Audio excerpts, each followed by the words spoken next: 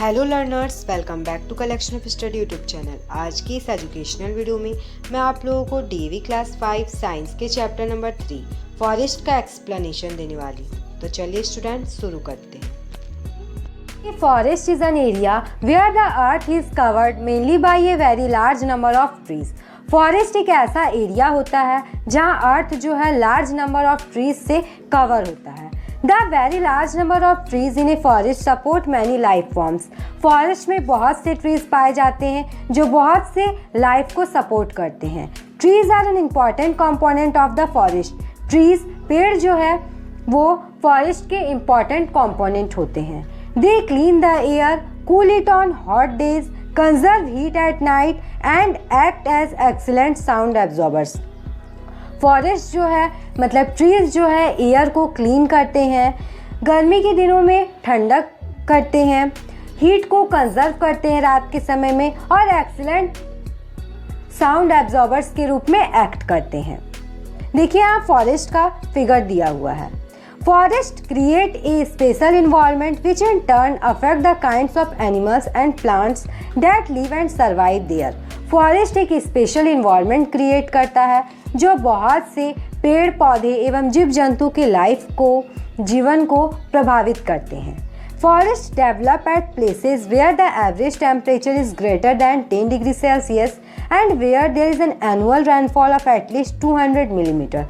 Forest ऐसे place में develop होता है जहाँ का एवरेज टेम्परेचर जो है 10 डिग्री सेल्सियस से ज़्यादा होता है और एवरेज रेनफॉल 200 मिलीमीटर होता है। For early man forest was his home where he got food and shelter. Early man के लिए फॉरेस्ट उनका घर था जहाँ वे रहते थे और खाते थे। Human beings and forest have always had a complex relationship. Human beings और फॉरेस्ट के बीच में हमेशा एक कॉम्प्लेक्स रिलेशनशिप रहा है।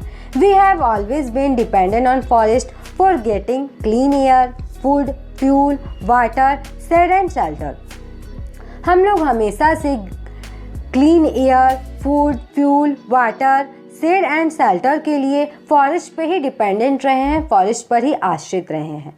Thus forest play multiple roles to take cover care of our basic needs. तो हम लोग कह सकते हैं कि फॉरेस्ट जो है हमारे बेसिक नीड के लिए एक महत्वपूर्ण भूमिका निभाता है। अब हम लोग आगे देखते हैं। Let us try to understand how forest play all these roles. Advantages of forest कि फॉरेस्ट का क्या एडवांटेजेस है। Forest help us in following ways. The trees purify the air by absorbing carbon dioxide and releasing oxygen. Trees जो है air को purify करते हैं, वो कार्बन डाइऑक्साइड एब्जॉर्ब करते हैं और ऑक्सीजन रिलीज करते हैं। This helps to maintain the climate balance over a large area. Trees जो है लार्ज एरिया में क्लाइमेट को मेंटेन रखते हैं। Trees also help in checking global warming by absorbing carbon dioxide which is the main green house gas. Trees जो है global warming को भी चेक करते हैं। एटमॉस्फेयर में जितने भी कार्बन डाइऑक्साइड है उसे ट्रीज एब्जॉर्ब करते हैं और कार्बन डाइऑक्साइड जो है ग्रीन हाउस गैस का एक मेन गैस है। Forest act as natural absorbers of rain water. Forest natural absorber है जो रेन वाटर होता है उसे एब्जॉर्ब करते हैं। The soil held by roots of trees soak in the rain water. Trees के जो रूट्स होते हैं जो सॉइल में होते हैं वो वाटर को एब्जॉर्ब करते हैं। A large portion of rain water seeps down the soil. Rain water का एक लार्ज पोर्शन जो है सॉइल में चला जाता है। This recharges the ground water, जिससे ग्राउंड वाटर का लेवल जो है इंक्रीज हो जाता है। Forest prevent soil erosion. Forest जो है सॉइल इरोजन को प्रिवेंट करते हैं। Trees bind soil particles with their strong roots. Trees जो है अपने स्ट्रॉन्ग रूट से सॉइल पार्टिकल्स को बांध के रखते हैं। This prevents soil from being washed और ब्लोन अवे। वो सॉइल को बहने या उड़ने से रोकते हैं। Forest prevent floods as the soil held by roots of trees absorb running water and prevent floods. Forest जो है फ्लड को भी रोकने में हेल्प करते हैं क्योंकि ट्रीज के जो रूट्स होते हैं वो सॉइल में होते हैं और सॉइल जो है रनिंग वाटर को एब्जॉर्ब करता है जिससे फ्लड आने की संभावना कम रहती है। फ्लड मतलब बाढ़। Forest help to bring good rainfall. Forest के कारण गुड रेनफॉल होती है, अच्छी बारिश होती है। This leads to more greenery around and better crops. बारिश होने के कारण फॉरेस्ट जो है हमेशा हरा भरा रहता है और बेटर क्रॉप्स देता है। Forest also serve as a home to many types of animals. Forest बहुत से एनिमल्स के लिए घर के रूप में भी काम करता है। These includes mammals, reptiles, insects, birds and wild animals. Forest बहुत से एनिमल्स के लिए घर होता है, जैसे रेप्टाइल्स, मैमल्स, इंसेक्ट्स, बर्ड्स और वाइल्ड एनिमल्स। Forest products. अब हम लोग देखते हैं forest products. Forest provide a number of things that are used by humans. Such forest products are. Forest number of things को प्रोवाइड करता है जिसे ह्यूमन के द्वारा यूज किया जाता है। कुछ प्रोडक्ट्स दिए गए हैं। Wood, timber. Wood obtained from trees in forest is used for making furniture. It is also used for making paper and as a fuel. Forest से हम लोगों को वुड मिलता है, लकड़ी मिलता है। इस लकड़ी का यूज जो है फर्नीचर बनाने में किया जाता है, पेपर को बनाने में किया जाता है और फ्यूल के रूप में मतलब ईंधन के रूप में भी यूज किया जाता है। Medicine and spices. A number of medicine are obtain from forest. बहुत से मेडिसिन को फॉरेस्ट से ऑब्टेन किया जाता है। मेडिकल प्लांट्स लाइक आंवला, ashwagandha, Brahmi grows in forest. Medical plant जैसे आंवला, अश्वगंधा और ब्राह्मी ये फॉरेस्ट में ग्रो करते हैं। Some spices are also obtain from forest. Forest से बहुत से स्पाइसेस को भी ऑब्टेन किया जाता है।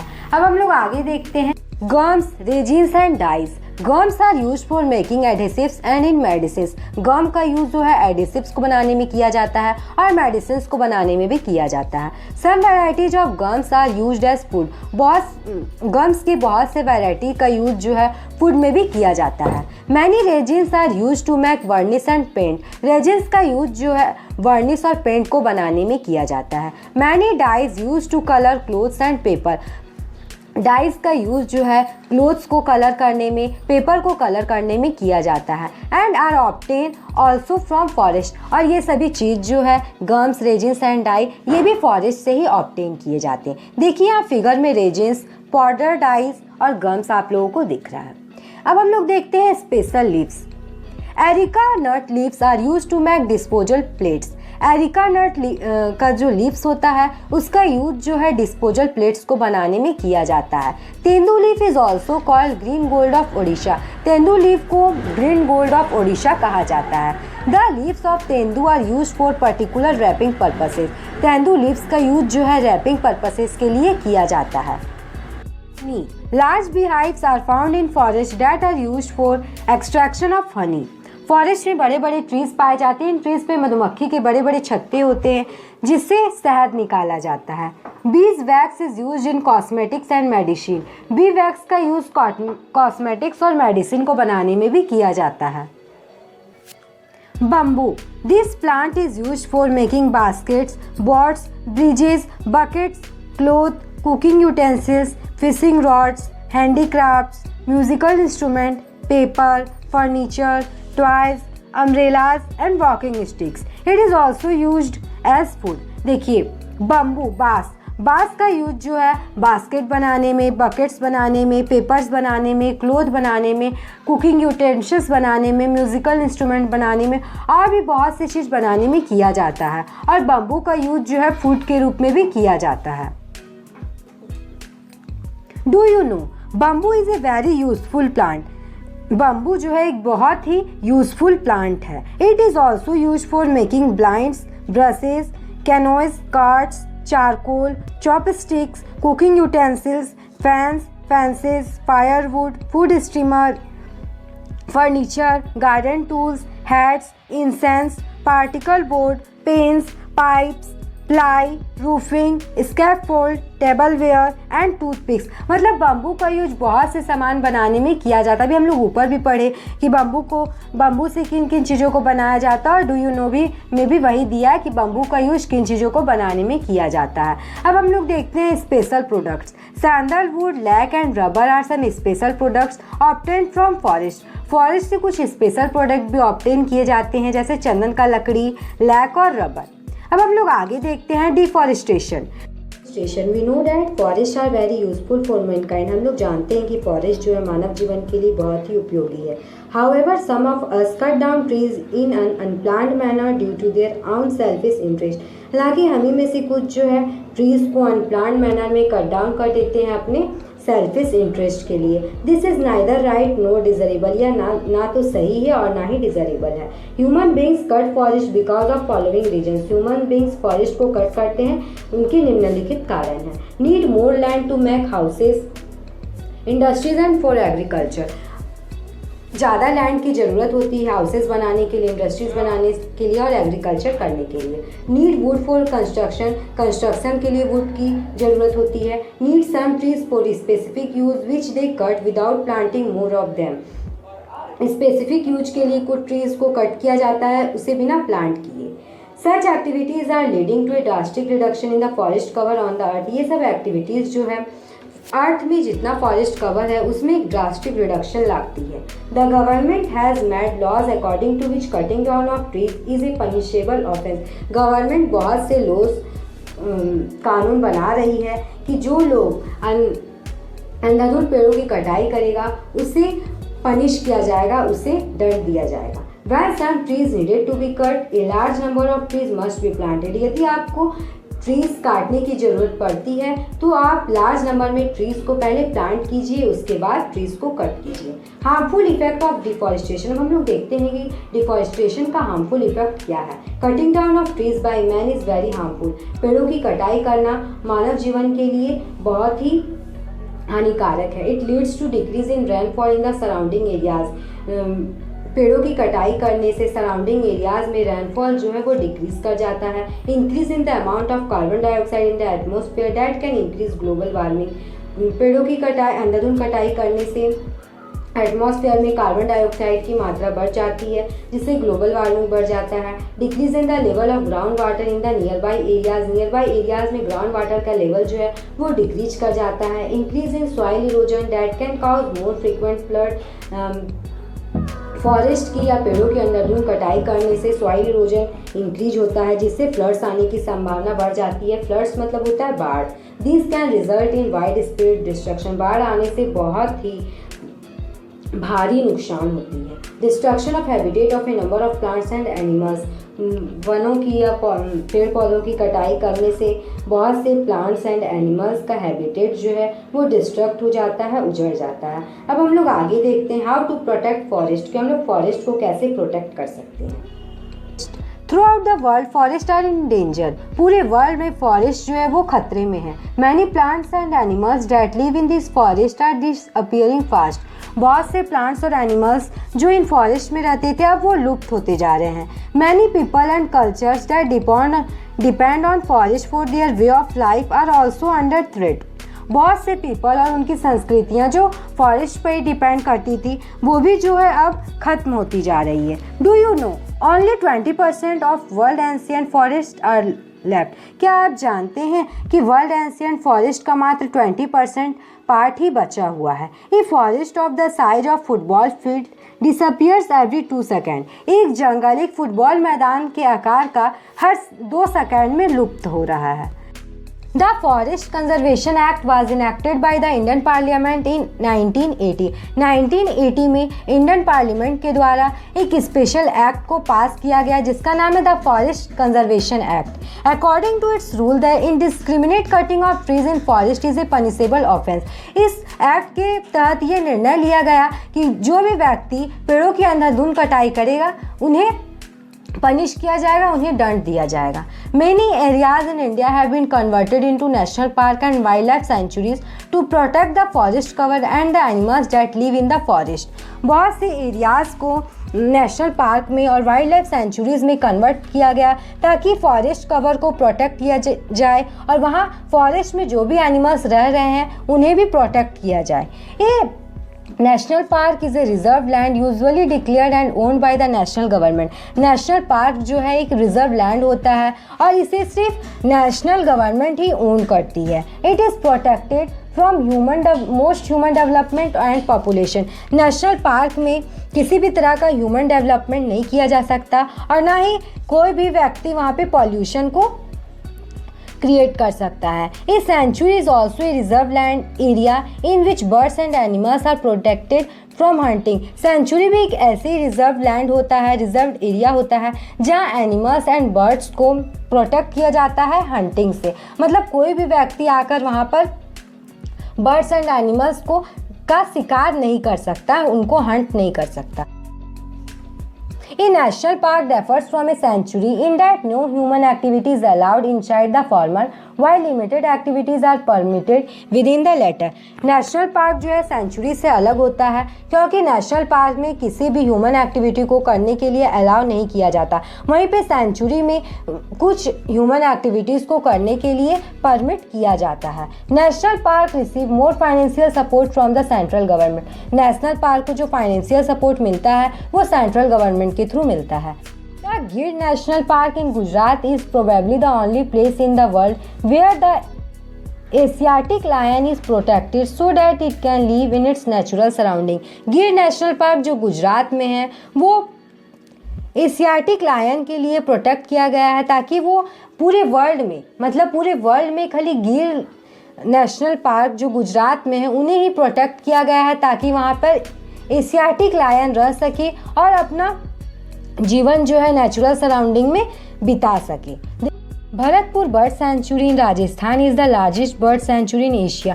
भरतपुर बर्ड सेंचुरी जो राजस्थान में है ये पूरे एशिया का लार्जेस्ट बर्ड सेंचुरी है। एग्ज़ाम में क्वेश्चन आ सकता है कि स्टूडेंट्स की पूरे एशिया का लार्जेस्ट बर्ड सेंचुरी कहाँ है और कौन सा है, तो आप लोग याद रखिए ये भरतपुर बर्ड सेंचुरी जो राजस्थान में है ये पूरे एशिया का लार्जेस्ट बर्ड सेंचुरी है। It is famous as a refuge for migratory birds like Siberian cranes, barons, ibis, pelicans and painted storks. Bharatpur bird sanctuary जो है कुछ माइग्रेटरी बर्ड्स जैसे Siberian cranes, barons, ibis, pelicans के लिए है and many other migratory birds make it their temporary home during very severe winter months. बहुत से migratory birds जो है अपना टेम्पररी होम बनाते हैं भरतपुर बर्ड सेंचुरी में जब कड़ाके की ठंड पड़ती है। माइग्रेटरी बर्ड्स उन बर्ड्स को कहा जाता है जो एक प्लेस से दूसरे प्लेस में अपने मूवमेंट करते हैं। Some other national parks in the Himalayan foothills are the Corbett National Park and Dudhwa National Park. और भी नेशनल पार्क्स हैं हिमालयन फुटहिल्स में जैसे हो गए कॉर्बेट नेशनल पार्क और Dudhwa national park. These provide an unforgettable wildlife experience. ये जो है unforgettable wildlife experience प्रोवाइड करते हैं जिसे भूला नहीं जा सकता। A number of organizations are spreading awareness about the importance of forest and trees throughout printed as well as electronic media. Number of organization जो है ये अवेयरनेस को क्रिएट कर रहे हैं कि हम लोगों को पता होना चाहिए कि फॉरेस्ट का और ट्रीज़ का कितना हमारे लाइफ में इम्पोर्टेंस है। We all can also contribute towards forest conservation. Forest को कंजर्व करने के लिए हम लोग अपना योगदान दे सकते हैं। कैसे? By minimizing the use of wood and wood products. Wood के यूज़ को मिनिमाइज़ करके और वुड से बने प्रोडक्ट के यूज़ को मिनिमाइज़ करके। By not using product that promote destruction of forest. ऐसे प्रोडक्ट का हम लोग यूज़ ना करें जो डिस्ट्रक्शन ऑफ फॉरेस्ट को प्रमोट करता हो। Many people buy fur obtain from animals ornament made of elephant tusk etcetera. बहुत से पीपल्स जो एनिमल के फर को बाय करते हैं, खरीदते हैं और एलिफेंट के टस्क से बने ऑर्नामेंट्स को खरीदते हैं। This should not be done as it leads to killing of wild animals. Third है by celebrating the growing of plants as a festival and involving more and more people in this activity. Plants को ज़्यादा से ज़्यादा grow किया जाए और इसे एक फेस्टिवल के रूप में सेलिब्रेट किया जाए ताकि इसमें ज़्यादा से ज़्यादा पीपल जो है इस एक्टिविटी में इन्वॉल्व हो। This festival is celebrated in many parts of India as Van Mahotsav. इसे एक फेस्टिवल के रूप में जैसे वन महोत्सव के रूप में इंडिया के बहुत से पार्ट्स में सेलिब्रेट किया जाता है।